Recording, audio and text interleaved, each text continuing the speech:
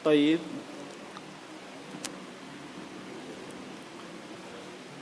بسم الله الرحمن الرحيم. السلام عليكم ورحمة الله وبركاته.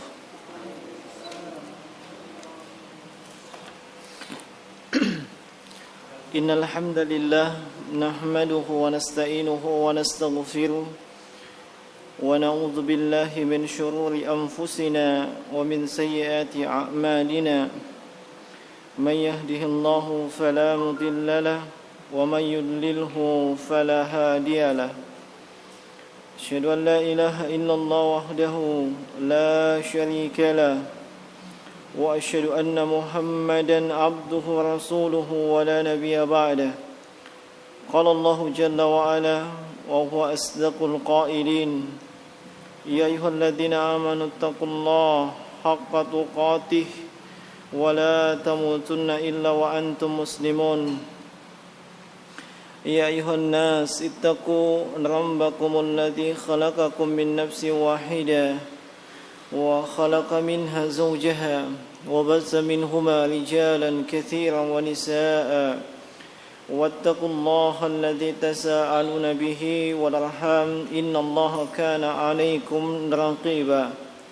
وقال تعالى: يا أيها الذين آمنوا اتقوا الله وقولوا قولا سديدا يصلح لكم أعمالكم ويغفر لكم ذنوبكم ومن يطع الله ورسوله فقد فاز فوزا عظيما. أما بعد فإن أصدق الحديث كتاب الله جل وعلا وأحسن الهدى وخير الهدي هدي محمد صلى الله عليه وعلى آله وسلم وشر الأمور محدثاتها فإن كل محدثة بدعة وكل بدعة ضلالة وكل ضلالة في النار. Ma'asyiral muslimin, jemaah salatul maghrib, bapak-bapak rahimani wa rahimakumullah. Alhamdulillah, kita memuji dan bersyukur kepada Allah Subhanahu wa taala atas limpahan nikmat dan karunia yang selalu dan senantiasa dilimpahkan kepada kita semua sampai dengan detik ini, sampai dengan saat ini. Berbagai nikmat yang umum ataupun yang khusus, yang mutlak ataupun yang muqayyad, tidak henti-hentinya, selalu dan terus dilimpahkan kepada kita. Bahkan di antara nikmat-nikmat tersebut ada yang semakin bertambah, ada yang semakin bertambah, baik itu kualitas ataupun kuantitasnya. Hal itu tergantung atau sangat bergantung dengan tingkat kesyukuran si hamba. Semakin baik dan sempurna kesyukurannya, maka semakin baik pula atau semakin bertambah pula nikmat yang Allah Subhanahu wa taala berikan kepadanya, yakni nikmat yang sebelumnya ada tetap akan ada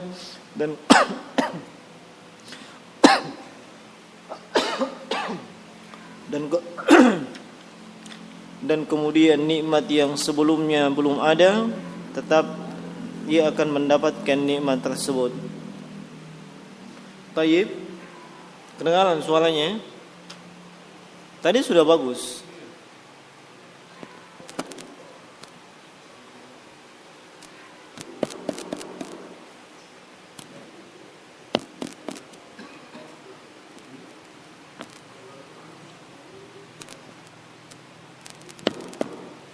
Iya, begitu. Ya, sudah bagus kalau begini. Nah, di pertemuan sebelumnya dalam Kasyfus Syubhat kita sudah sampai kepada ucapan muallif rahimahullah Syekh Muhammad bin Abdul Wahhab As-Sulaiman At-Tamimi rahimahullahu taala, di mana beliau mengatakan: arsalahu Allahu ila unasin yata'abbaduna wa yahujjun wa yatasaddaquna wa yadhkuruna Allah katsira.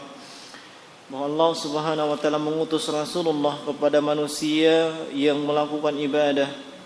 Mereka melakukan ibadah haji, bersedekah, banyak melakukan zikir kepada Allah. Walakinnahum yaj'aluna ba'dal makhluqati wasa'ita bainahum wa bainallah. Namun yang jadi masalah, mereka menjadikan beberapa dari kalangan makhluk menjadi penengah atau perantara antara mereka dengan Allah Subhanahu wa taala. Yaquluna nuridu minhumul taqarrub ila Allah wa nuridu syafa'atuhum indahu mithlul malaikati wa Isa wa Maryam wa unasin ghairihim minas salihin.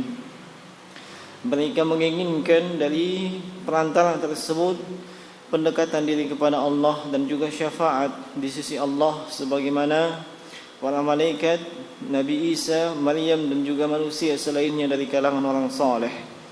Ini sudah kita sebutkan di pertemuan yang lalu, di mana secara ringkas di pertemuan sebelumnya kita menyebutkan apa alasan, apa hujjah atau argumentasi kaum musyrikin menyembah Lat, Manat, Uzza atau berhala.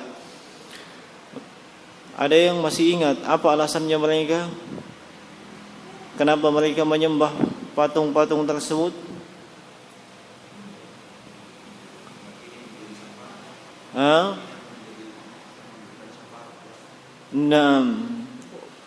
Sebab mereka berkeyakinan yang mereka sembah tersebut adalah bisa memberikan syafaat. Ada dalilnya?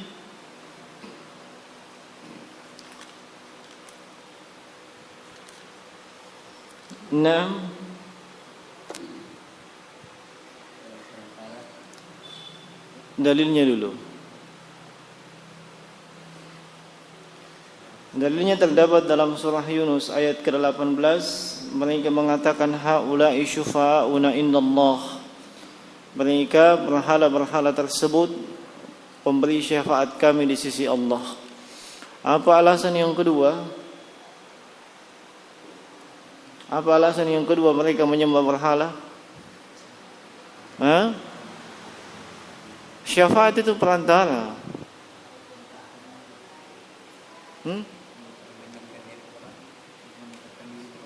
Untuk mendekatkan diri kepada Allah. Alasannya? Dalilnya?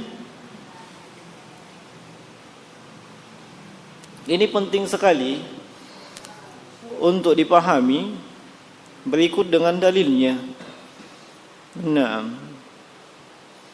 Sebab dari sisi ini banyak kaum muslimin terjatuh dalam kesalahan. Mereka kurang memahami kenapa sampai kaum musyrikin itu dikatakan sebagai musyrik.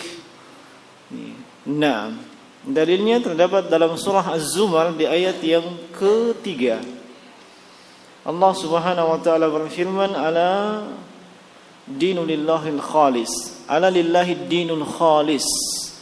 Ketahuilah hanya milik Allah itu agama yang khalis, agama yang ikhlas. Walladzina yad'una min dunihi ma na'buduhum illa liyuqarribuna ila Allahi zulfa. Itu alasannya. Mereka yang menjadikan selain Allah sebagai pelindung, aulia. Alasannya apa? Ma na'buduhum illa liyuqarribuna ila Allahi zulfa.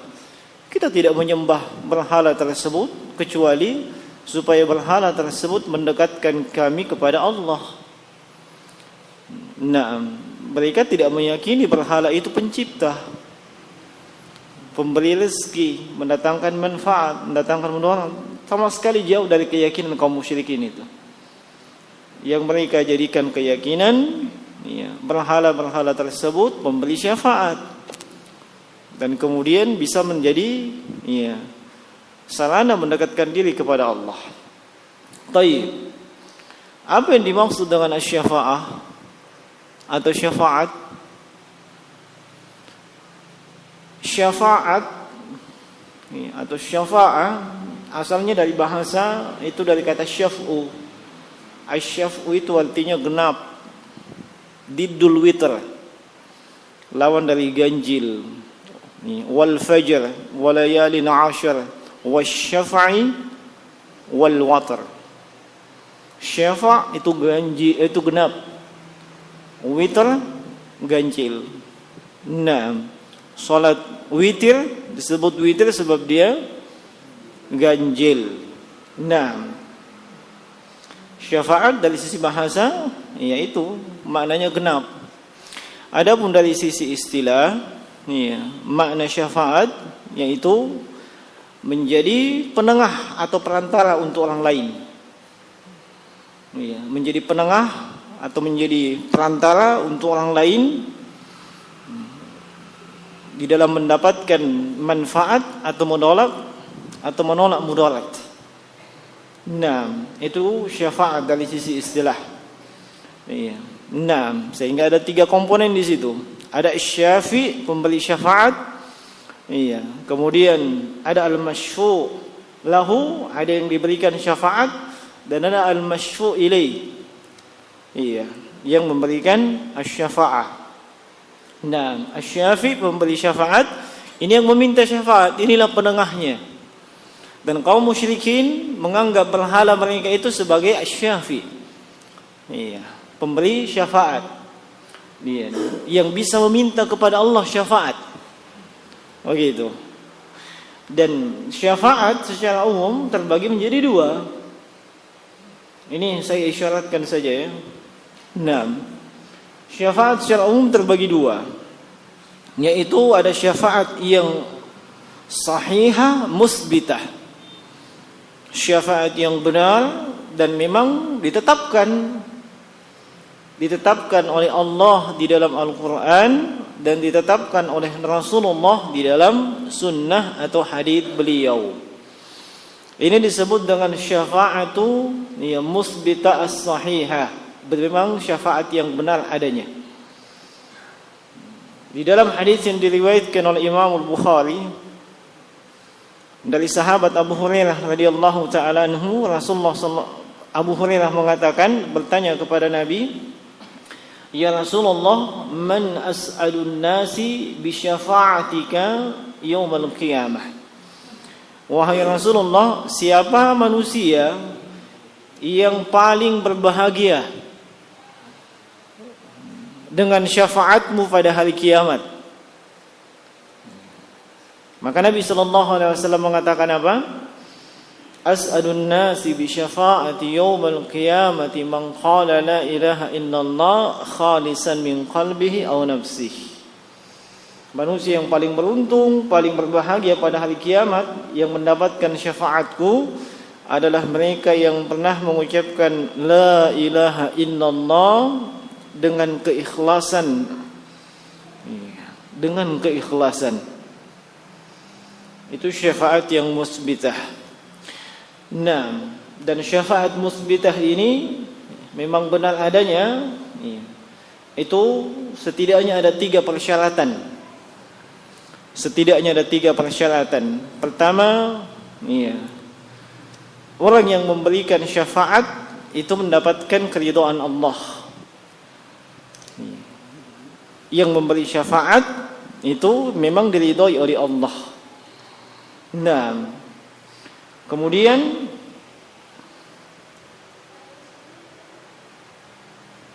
yang kedua, mendapatkan izin dari Allah Subhanahu wa taala untuk diberikan syafaat. Yang ketiga, yang akan diberikan syafaat itu juga diridhoi oleh Allah Subhanahu wa taala. Paham sampai di sini? Paham atau tidak? Iya. A, B. A ini butuh syafaat. B yang memberikan syafaat. Nah, kedua-duanya mesti mendapat ridho Allah yang memberi syafaat dan juga yang akan diberikan syafaat. Itu sudah 2 di situ. Syarat yang ketiga, harus ada izin dari Allah. Harus mendapatkan izin dari Allah Subhanahu wa taala. Allah Subhanahu wa taala berfirman dalam surah Al-Baqarah ayat 255, "Man zalladzi yashfa'u indahu illa bi'izni." Siapa yang memberikan syafaat di sisinya tanpa ada izinnya? Hafal itu ayat ya? Al-Baqarah 255? Hafal, karena yang dihafal ya kursinya. Iya, bukan ayatnya. Nah, sahih. Ini. Iya. Harus ada 3 persyaratan itu. Dan ketiga-tiganya tidak terpenuhi pada pemberi syafaatnya orang kafir itu, orang musyrikin. Yang memberikan syafaat siapa? Patung. Allah tidak ridho, la yardu an ibadihil kufr. Iya. Allah tidak meridhoi kekafiran pada hambanya. Nah, yang diberikan syafaat orang musyrik. Kemudian tidak dapat izin dari Allah Subhanahu wa taala. Tidak terpenuhi semuanya. Nah, itu syafaat. Nah, syafaat ini iya, dilihat dari sisi tinjauan yang lain, ada yang umum, ada yang khusus. Ya. Yang umum adalah syafaat yang berasal dari hamba-hamba Allah Subhanahu wa taala yang memang memiliki kapasitas untuk memberikan syafaat dari kalangan hamba-hamba yang beriman. Nah, itu secara umum. Baik itu Nabi sallallahu alaihi wasallam ataupun selain Nabi sallallahu alaihi wasallam. Seperti apa contohnya? Siapa di kalangan manusia yang bisa memberikan syafaat?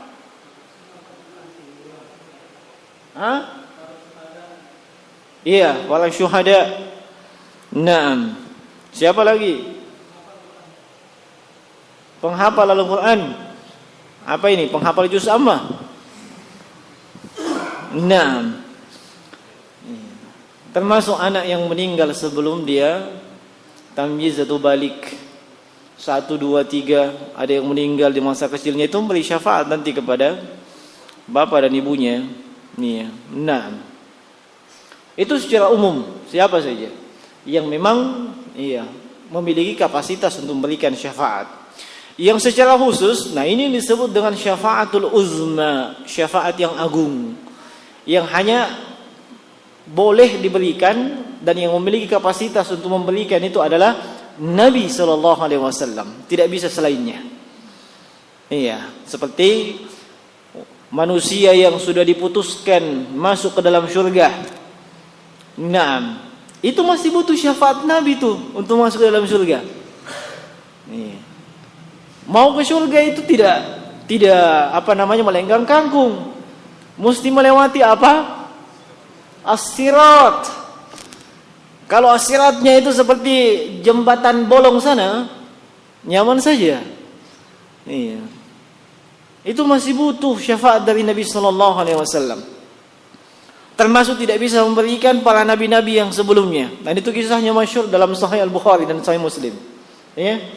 Nah, manusia datang kepada Nabi Adam. Nabi Adam enggak bisa beri syafaat. Iya. Kemudian datang kepada Rasul yang pertama, siapa? Apa? Nabi Nuh alaihi salatu wassalam juga tidak bisa. Datang kepada Nabi Musa dan seterusnya, tidak bisa juga. Sampai kepada Nabi sallallahu alaihi wasallam. Itu syafaatul uzma. Termasuk syafaatul uzma mereka yang sudah divonis masuk neraka. Dari kalangan kaum mukminin divonis masuk neraka, minta syafaat supaya agak diringankan. Supaya agak diringankan. Nah, diringankan apanya? Siksaannya atau rentang waktunya? Siksaannya diringankan. Gimana caranya?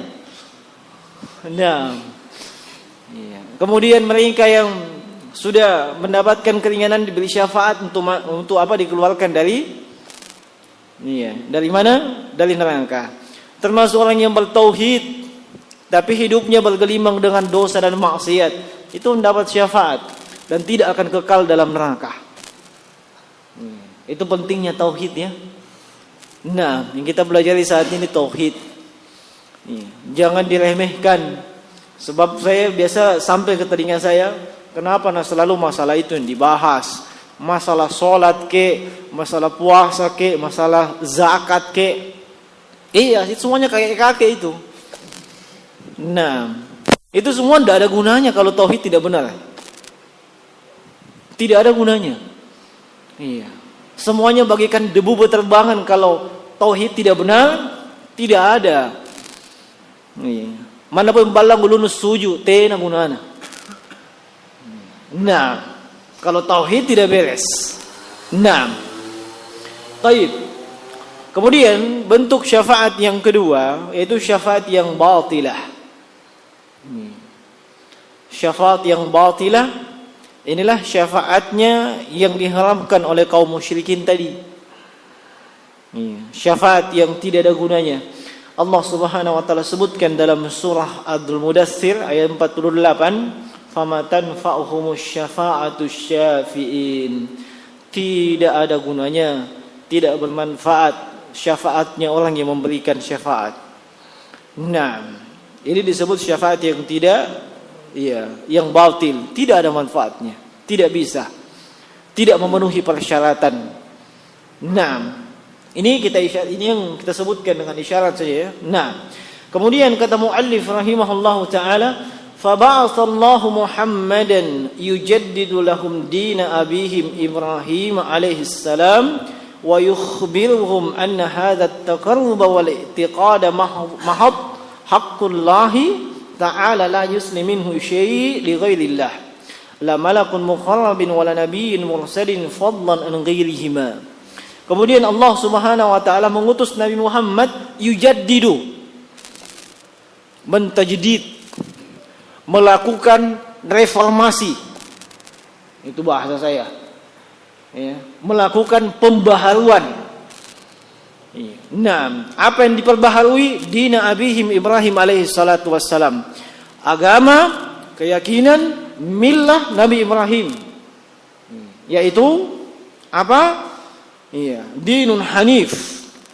Wa ma kana minal musyrikin. Memberantas semua kesyirikan, menegakkan tauhid.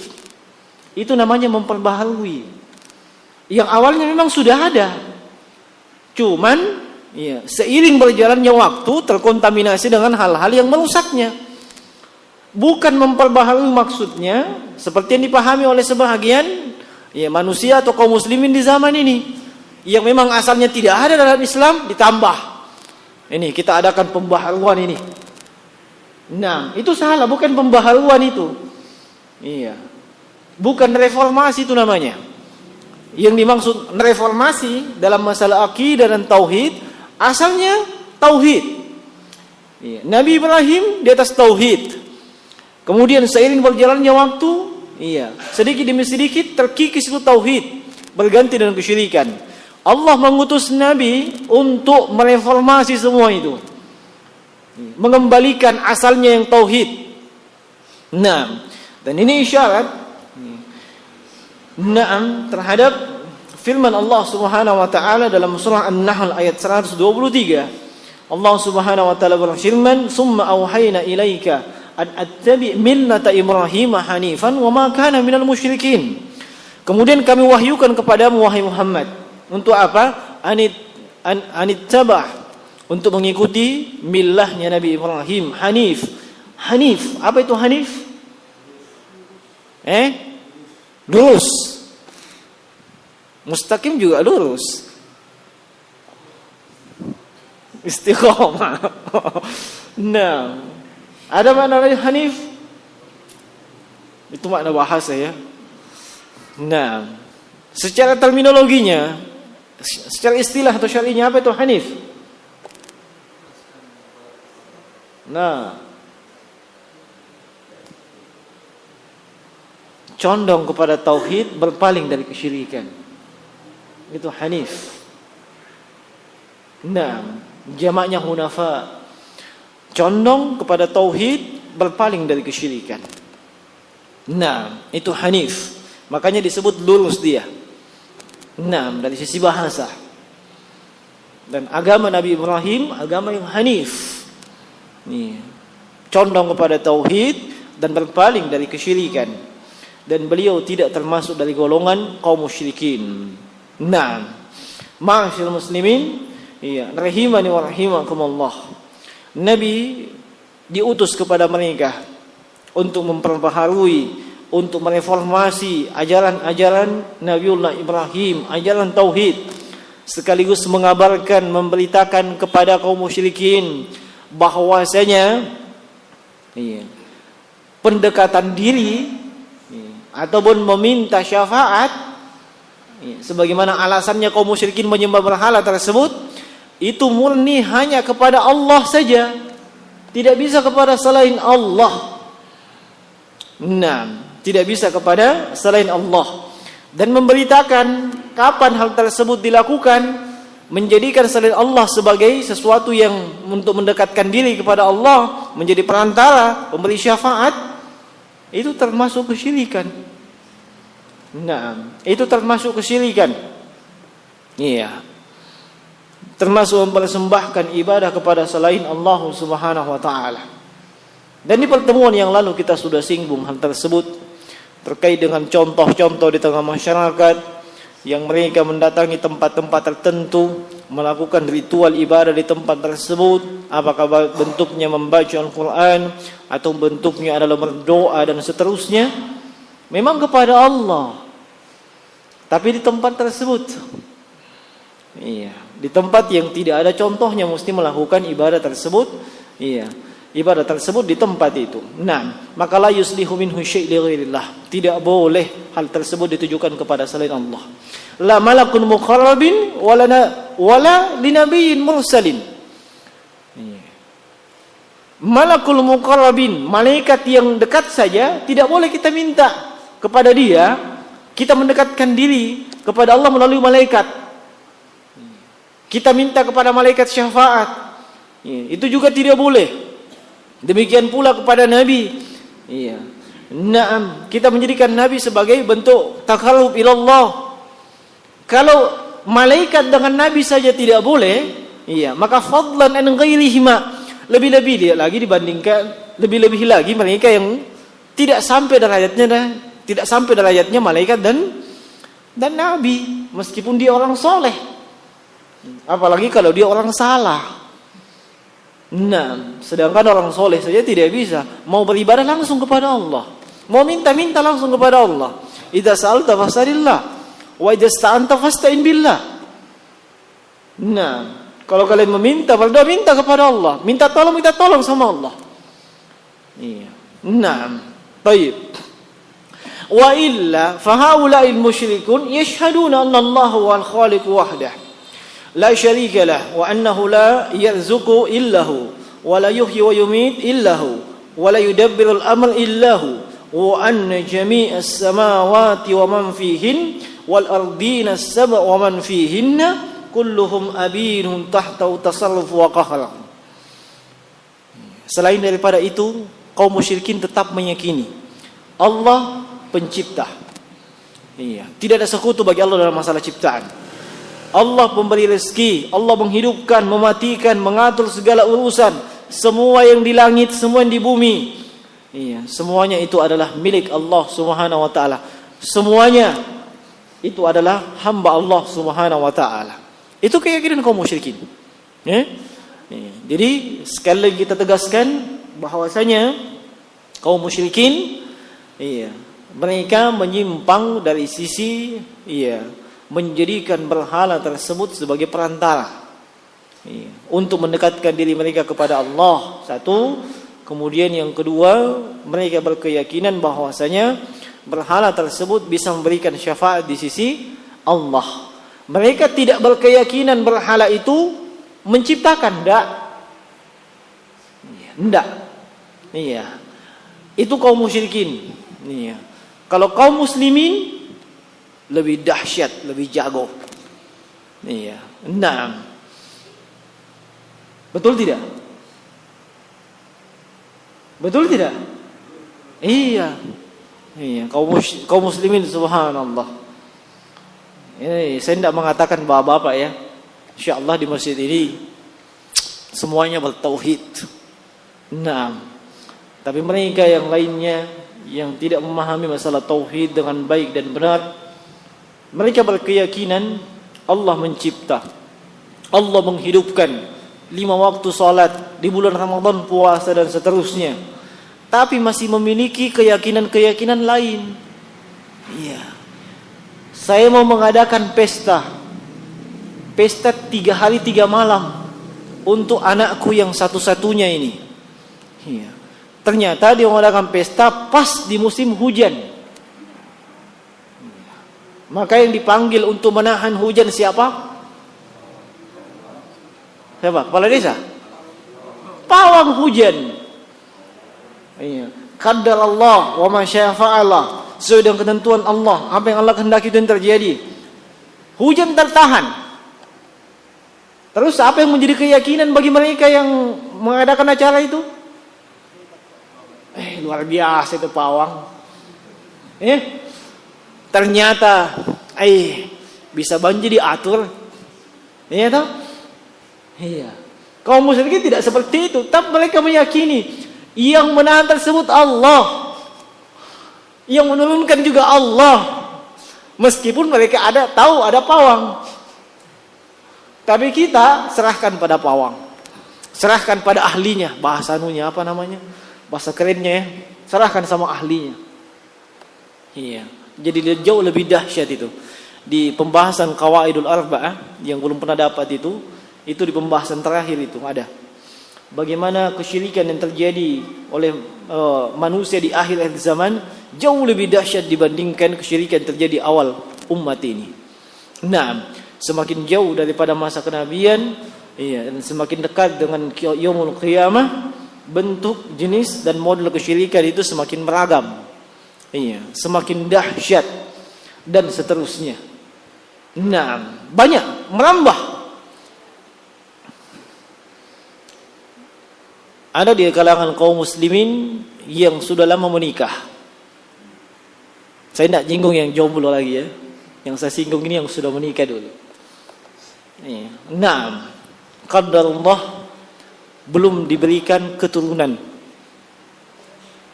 Betul tidak? Ada yang seperti itu? Belum diberikan keturunan. Sudah berdoa, sudah. Tahajud, sudah. Berusaha, jangan dibilang 3 kali sehari. Nah, ini sudah mulai lagi ada yang ketawa-ketawa. Nah, tapi kadang Allah belum dikasih-kasih. Nah, lalu, pertama dia menempuh langkah yang dibolehkan, menemui dokter. Tanya, siapa yang salah sebenarnya ini? Toh? Siapa yang salah? Aku raka, induk neraka. Diperiksa di dokter. Nah, akhirnya apa kata dokter? Tidak ada yang salah. Anda subur, ibu juga subur. Sama-sama subur. Tidak ada yang gersang. Nah, wah, kayaknya dokter bagus diagnosanya. Nah, tidak puas. Kayaknya kita mesti menempuh jalur alternatif. Apa jalur alternatifnya? Coba kali kita datangi dukun. Ada yang seperti itu. Ada yang seperti itu. Makanya seandainya tidak ada seperti itu, tidak muncul itu di berita. Dukun cabul, dukun apa? Dukun istilahnya? Dukun porno dan seterusnya. Seandainya tidak ada, tidak muncul itu yang begitu-begitu. Statusnya dukun, tapi mengambil kesempatan di atas kesempatan. Kesempatan dalam kesempitan. Nah, datang dukun, itu menunjukkan ada keyakinan. Nah, di luar dari hal tersebut, ternyata setelah mendatangi dukun, jadi hamil istrinya. Subhanallah, itu dukun tokcer. Jago duka. Nah, itu kan keyakinan yang keliru lagi. Yang menjadikan hal tersebut terjadi Allah. Kalau kaum musyrikin tidak ada keyakinan seperti itu, tidak ada. Itu kan bagian rububiyah Allah. Yang menciptakan, menghidupkan, menumbuhkan Allah. Kaum musyrikin jauh dari keyakinan seperti itu. Tapi kaum muslimin ada yang begitu. Nah, itu menunjukkan jangan terlalu terlalu pede dengan status keislaman yang kita miliki, tapi kemudian kita tidak mau belajar. Tidak mau mempelajari akidah dan tauhid. Meski mungkin selama ini ada ucapan, ungkapan atau keyakinan yang menghiasi kehidupannya, bertolak belakang dengan nilai-nilai tauhid. Nah, dan itulah maksud dan tujuan Allah Subhanahu wa taala mengutus nabi dan rasul. Maksud dan tujuan Allah menurunkan kitab-kitab. Tauhidul ibadah. Nah, tauhid al-ibadah. Nah, kaum musyrikin itu tidak punya keyakinan seperti itu. Mereka meyakini rububiyah Allah Subhanahu wa taala. Dalilnya apa?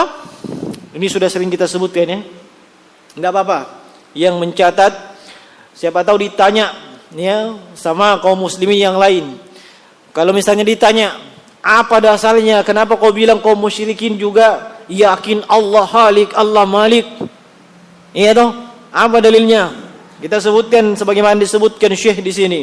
Pertama dalam surah Yunus ayat 31. Ya. Surah Yunus ayat ke-31. Kemudian dalam surah Al-Mu'minun ayat 84 sampai 89. Nah.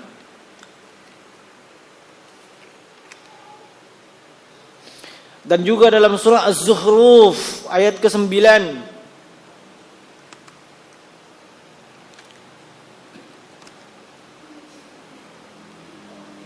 Dan juga dalam surah Az-Zukhruf ayat ke-87.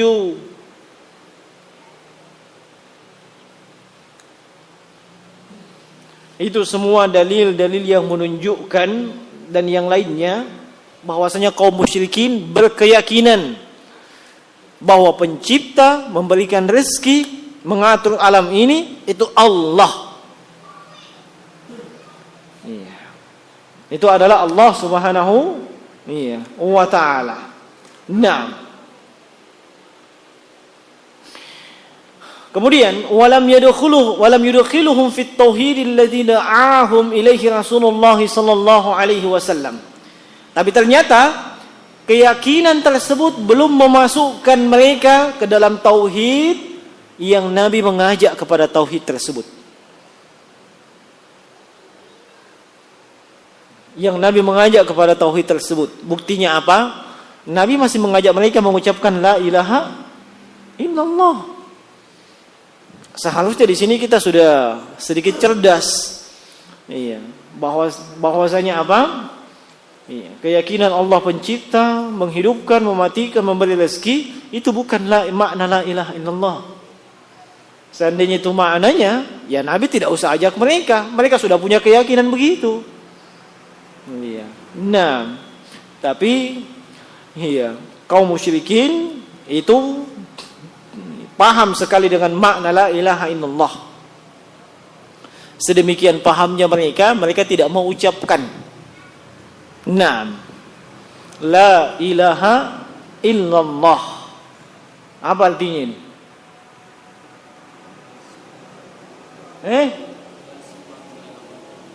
Tidak lengkap. Mana Pak Ustaz? Naam, betul. Tidak ada sesembahan yang hak selain Allah Subhanahu wa taala.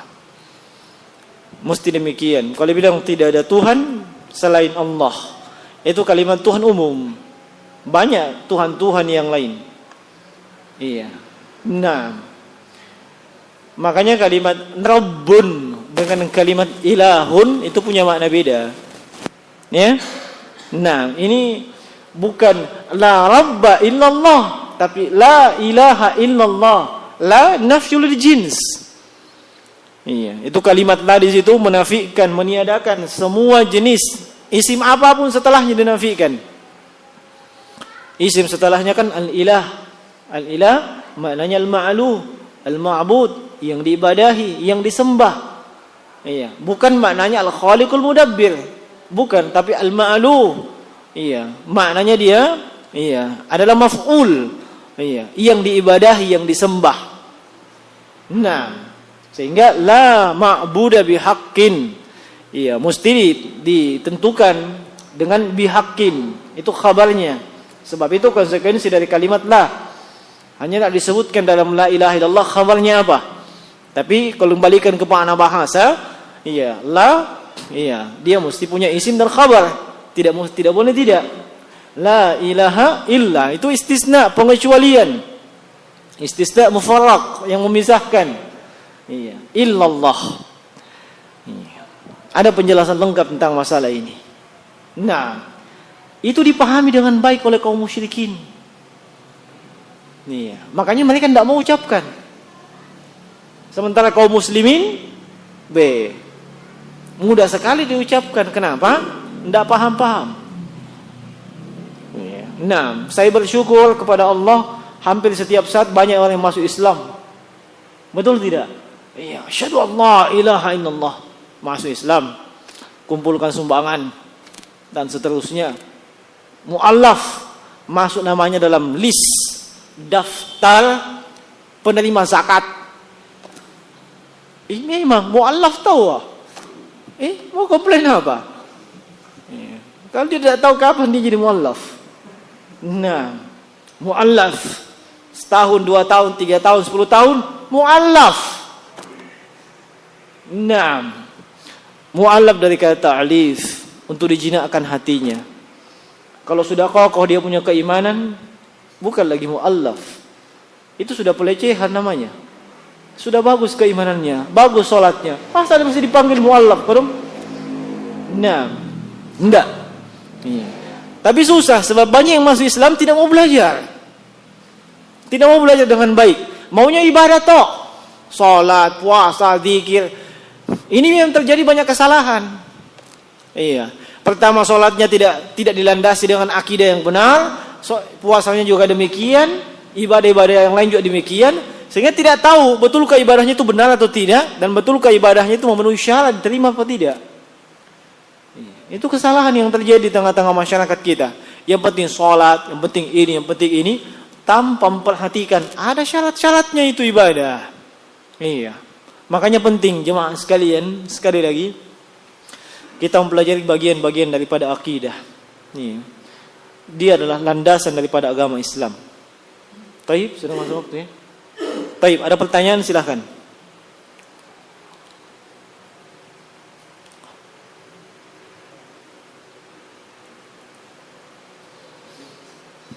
Nah, alhamdulillah semuanya sudah memahami dengan baik bagian-bagian daripada akidah. Tinggal kita insyaallah di pertemuan yang akan datang itu diadakan evaluasi. Ya. Apa?